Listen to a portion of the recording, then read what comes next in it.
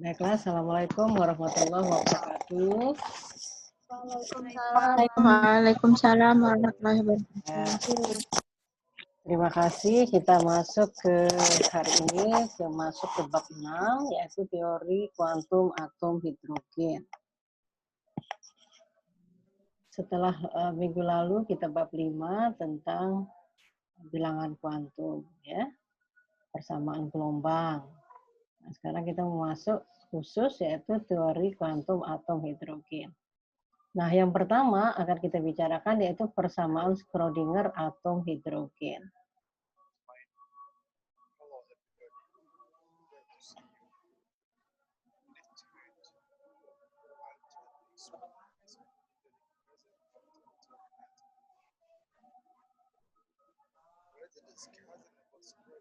Ini adalah gambaran atom hidrogen yang memiliki satu elektron dan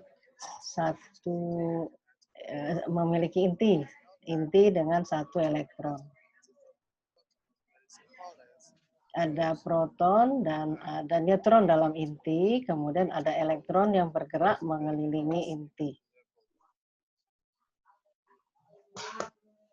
Nah, ini gambaran persamaan Schrödinger-nya, yaitu do kuadrat besi, do E kuadrat, plus do kuadrat besi, do Y kuadrat, plus do kuadrat besi, do Z kuadrat, plus 2M per H dira kuadrat, E min V kali psi sama dengan 0. Ini adalah persamaan Schrödinger secara umum. Nah, sedangkan keadaan atom hidrogen itu seperti ini, ya. Sekarang kita mau lihat dalam koordinat bola. Nah, jadi dalam koordinat bola ini, nah ini atom hidrogen, elektron mengelilingi inti. Nah, elektron itu bergerak mengelilingi inti. Yang merah ini adalah inti, yang hijau ini adalah elektron. Jadi dalam bentuk bola. Jadi dalam bentuk bola itu ada koordinat X, Y, dan Z.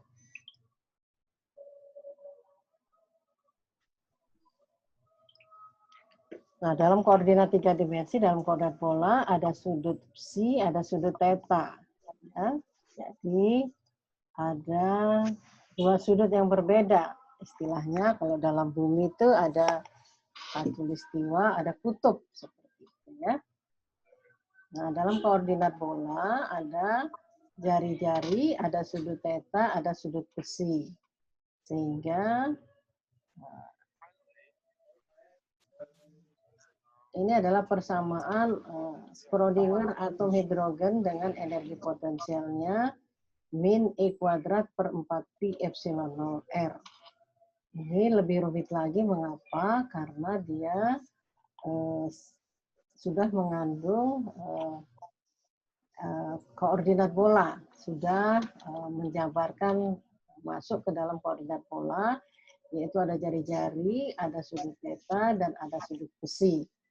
Sehingga persamaan Schrödinger atom hidrogennya menjadi sin kuadrat theta do R dari R kuadrat do psi do R plus sin theta do theta sin theta do psi do theta plus do kuadrat psi do psi sudut psi kuadrat plus 2mr kuadrat sin kuadrat theta per H dira kuadrat E plus E kuadrat per 4pi epsilon 0 R psi dikali psi sama dengan 0. Nah, ini adalah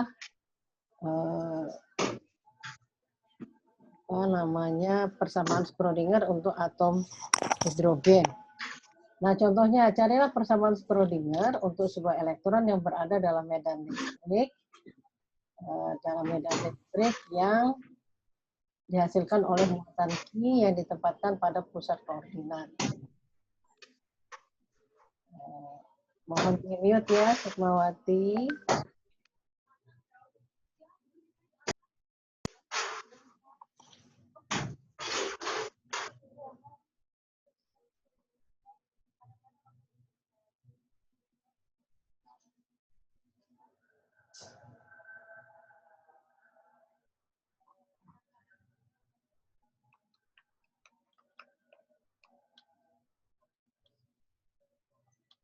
Oke.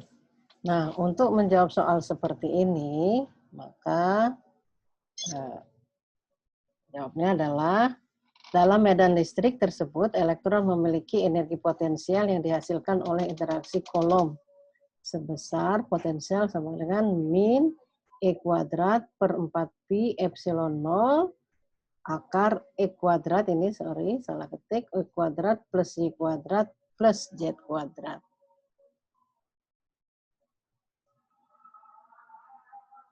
Nah, maka persamaan Schrödinger-nya adalah do kuadrat psi do E kuadrat plus do kuadrat psi do Y kuadrat plus do kuadrat psi do Z kuadrat plus 2M per hadirat kuadrat, energi total dikurangi energi potensialnya.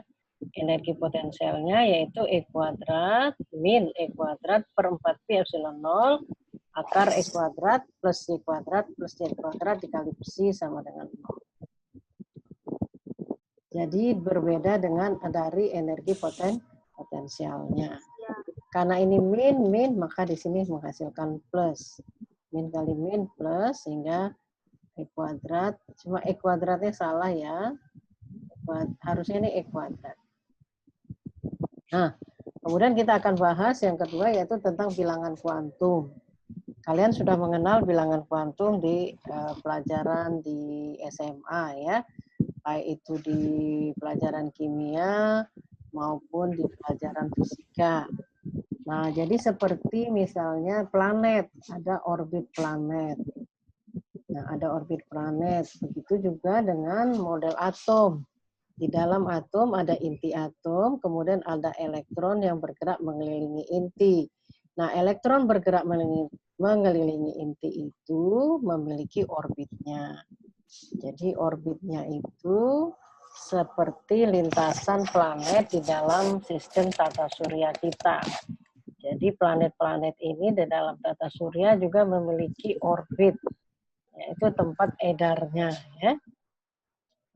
Nah, bilangan kuantum ada 3 yang utama, yaitu bilangan kuantum utama yang simbolnya N, kemudian bilangan kuantum orbital simbolnya L, dan bilangan kuantum magnetik simbolnya M. M kecil, L kecil, N kecil. Nah, kemudian efek Zeeman. Nah, untuk mengetahui efek Zeeman ini, kita tahu bahwa jika ada kuat arus, ini ada elektron mengelilingi inti, kemudian ada momen magnetiknya, kemudian jadi momen magnetik berlawanan arah dengan momentum sudut elektronnya. Jadi kalau kuat arus adalah banyaknya muatan persatuan waktu. Jadi kalau kita misalnya waktu itu adalah periode itu adalah 1/F, F itu adalah frekuensi, maka arus adalah banyaknya muatan dikali frekuensi atau min E kali F. Karena muatannya adalah elektron negatif.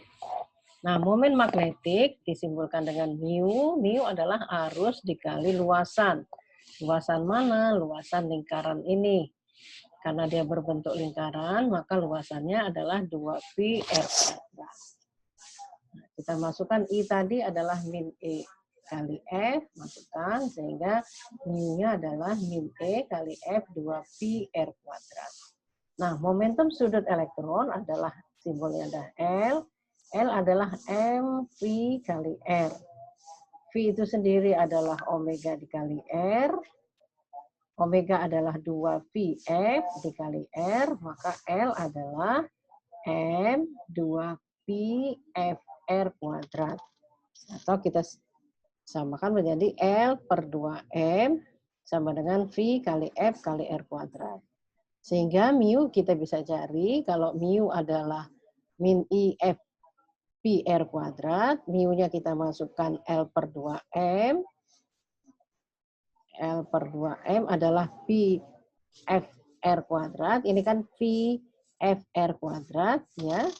Maka L per 2M sama dengan tinggal pi F R kuadrat. Ini yang dari sini. L per 2M adalah pi F R kuadrat, sehingga mu-nya adalah min E kali L per 2M. Jadi kalau dua persamaan ini kita lihat, mu adalah min E F pi R kuadrat, sedangkan L per 2M itu adalah pi F R kuadrat. Jadi kalau kita ambil pi F R kuadrat, ini adalah L per 2M, maka tinggal min E. Sehingga mu atau momen magnetiknya adalah min E L per 2M. Nah, jika elektron diberi medan magnet luar yang sejajar suhu Z, ini ada medan magnet luar B, maka momen magnetik akan berinteraksi dengan medan magnetik luar sehingga menghasilkan torsi yang dapat merubah arah gerakan elektron. Torsinya adalah mu kali B atau mu cross B. Kalau perkalian cross berarti torsinya adalah mu kali B sin theta. Karena ini perkalian cross. Sehingga torsinya adalah min E per 2M, kita masukkan mu tadi, min E per 2M kali L kali B sin theta. Torsi inilah yang bisa mengakibatkan orbit elektron itu berputar. Elektron itu berputar kepada inti, ada torsinya. Yaitu torsi adalah gaya dikali lengan gaya. Nah, kemudian kita masuk ke bilangan kuantum utama. Tingkat energi berkaitan dengan bilangan kuantum utama dari elektron dirumuskan adalah En sama dengan min 13,6 1 per N kuadrat.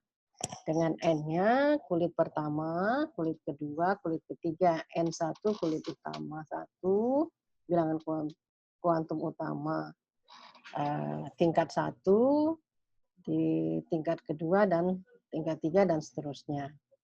Jadi nanti kita sebut kalau N-nya 1 itu kulit K, N-nya 2 itu L, K, L, M, N, dan seterusnya. Nah, banyaknya energi per tingkatan itu adalah min 13,6 seper N kuadrat. Jadi di sini ada bilangan minus yang menunjukkan bahwa semakin jauh, semakin besar N-nya, artinya dia semakin jauh dari inti, maka energi En-nya juga semakin besar, bukan semakin mengecil. Nah, Arnold Sommerfeld mengusulkan orbit elips selain orbit lingkaran. Orbit lingkaran adalah keadaan khusus dari orbit elips. Nah, bilangan kuantum orbital. Ini adalah bilangan kuantum yang berikutnya yang disimbolkan dengan L. Nah, muncul karena teramatinya efek Zeeman tadi. Efek Zeeman tidak dapat dijelaskan oleh orbit lingkaran Bohr. Jadi L sama dengan 0, 1, 2, 3, dan seterusnya sampai N-1. Jadi kalau momentum sudutnya adalah akar L plus 1 kali H Dirac. H Dirac adalah H per 2pi. Jadi L makin kecil, maka momentum sudutnya makin kecil, bentuk orbitnya semakin pipih. Jadi ada L sama dengan 3, L sama dengan 1, L sama dengan 0, L sama dengan 2. Dan seterusnya. Itu adalah bilangan kuantum orbital. Nah, berikutnya adalah bilangan kuantum magnetik atau ML. Energi yang diberikan oleh medan magnetik adalah E dikali mu sama dengan mu kali B. Karena ini perkalian dot, maka E adalah mu B cos theta. Nah, sehingga energinya adalah min E per 2ME LB cos theta. Nah, min E per 2ME itu disebut pembanding giromagnetik atau giromagnetic ratio. Sehingga cos theta-nya menjadi MLH Dirac per L. E adalah min E per 2ME LB ML H Dirac per L. L ini adalah momentum sudut, ML adalah bilangan kuantum magnetik. Sehingga energinya adalah min E per 2ME B kali ML kali H Dirac. ML adalah bilangan kuantum magnetik, B adalah medan magnet, H Dirac adalah H per 2pi, E adalah muatan elektron, ME adalah massa elektron. Sehingga E adalah min E per 2ME B ML kali H Dirac. ML-nya adalah 2L plus 1. 2L plus 1. Jadi kalau L-nya 1, maka ML-nya adalah min 1, 0, sampai 1. Atau bisa ditulis 1, 0, min 1. Tapi biasanya ditulis min dulu, min 1, 0, 1. Artinya, kalau L sama dengan 1, artinya ML-nya adalah 2 kali 1, 2, tambah 1, 3. Jadi ML-nya ada nilai 3. Jika L-nya 1, di sini L sama dengan 1, maka ML-nya min 1, 0, dan 1. Pada saat min 1 ML-nya, energinya adalah min E hadirat B per 2 ME. Pada saat ML-nya 0, energinya adalah E0. Pada ML-nya sama dengan 1, tingkatan energi ini adalah E0 plus 2E hadirat per B. E hadirat dikali B per 2 ME. Ingat tadi, B adalah medan magnet luar, hadirat adalah H per 2Pi, M adalah massa elektron. Nah, L adalah bilangan kuantum orbital. ML adalah bilangan kuantum magnetik. ML adalah 2L plus 1. Jadi kalau L-nya 1, ML-nya ada 3. Ini tadi. ML-nya min 1, 0, sampai 1. Oke, bilangan kuantum utama tadi, Ibu jelaskan lagi. Bilangan kuantum persamaan gelombang oleh Erwin Schrödinger memperjelas kemungkinan ditemukannya elektron melalui bilangan-bilangan kuantum. Nah, daerah paling mungkin ditemukannya elektron disebut orbital, sehingga bilangan-bilangan akan memperjelas posisi elektron dalam atom. Nah, bilangan kuantum utama itu dalam model atom Bohr, elektron dikatakan berada di dalam lintasan stasioner dengan tingkat energi tertentu. Nah, tingkat energi ini berkaitan dengan bilangan kuantum utama dari elektron. Bilangan kuantum utama dinyatakan dengan lambang N, sebagaimana tingkat energi elektron pada lintasan atau kulit ke N.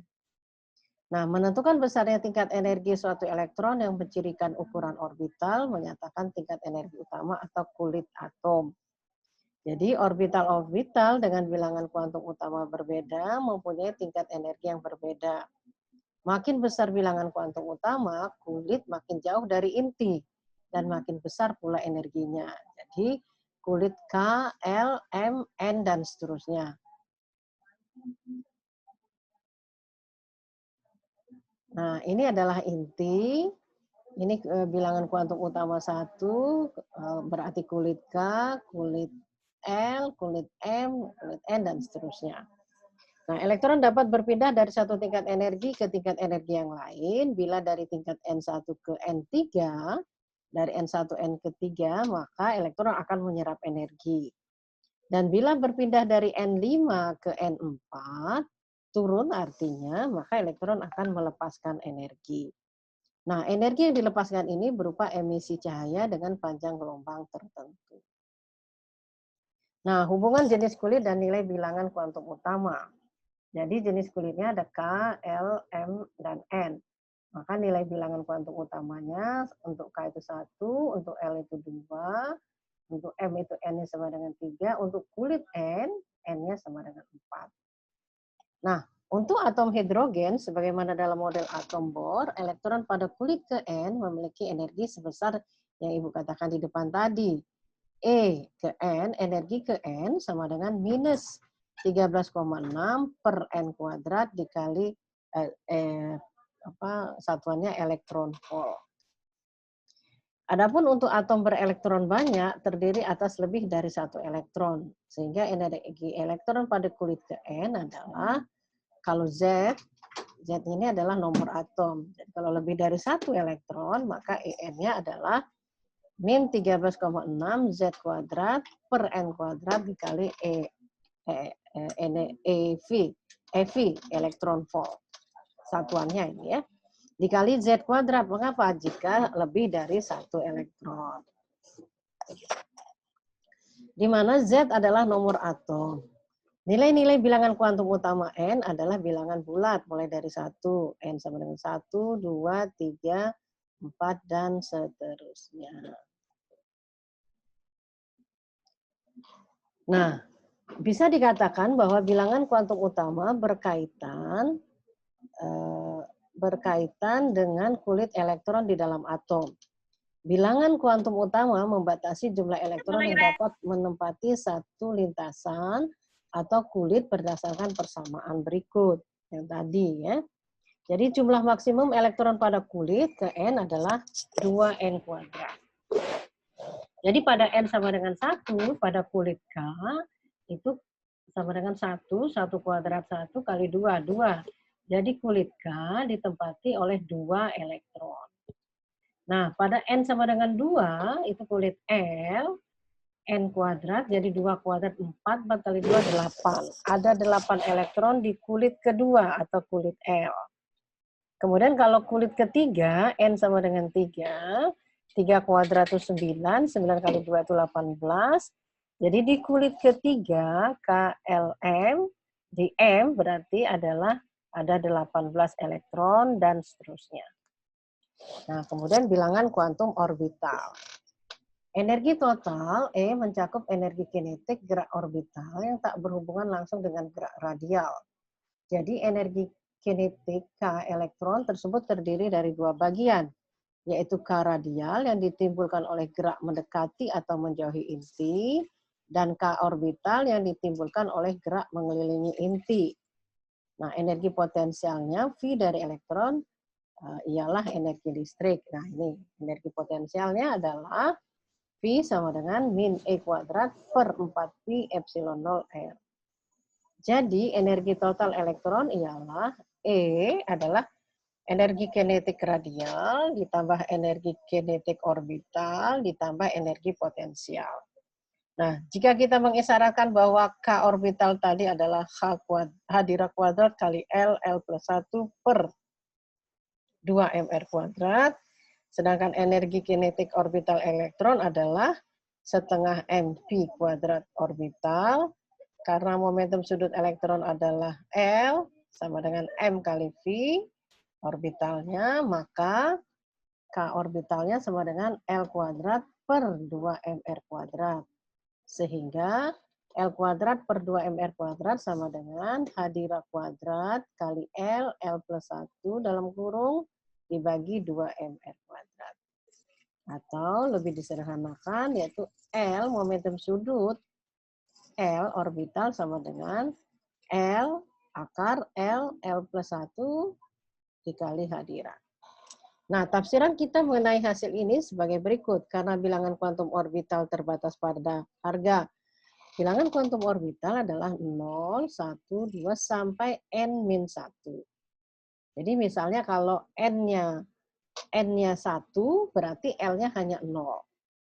Kalau N-nya 2, 2 min 1 artinya 1. Jadi 0 dan 1. Elektron hanya dapat memiliki momentum sudut tertentu. Nah, seperti energi total, momentum sudut terkuantitasi dan kekal. Jadi H direct adalah H per 2Pi sama dengan 1,054 10 pangkat min 34 Joule. Nah, biasanya kita memberi spesifikasi keadaan momentum sudut orbital elektron dengan abjad S. Untuk L sama dengan 0 itu S, subkulit S. Untuk L sama dengan 1, subkulit P. Dan sebagainya. Jadi sebagai berikut. Jadi untuk L sama dengan 0, S.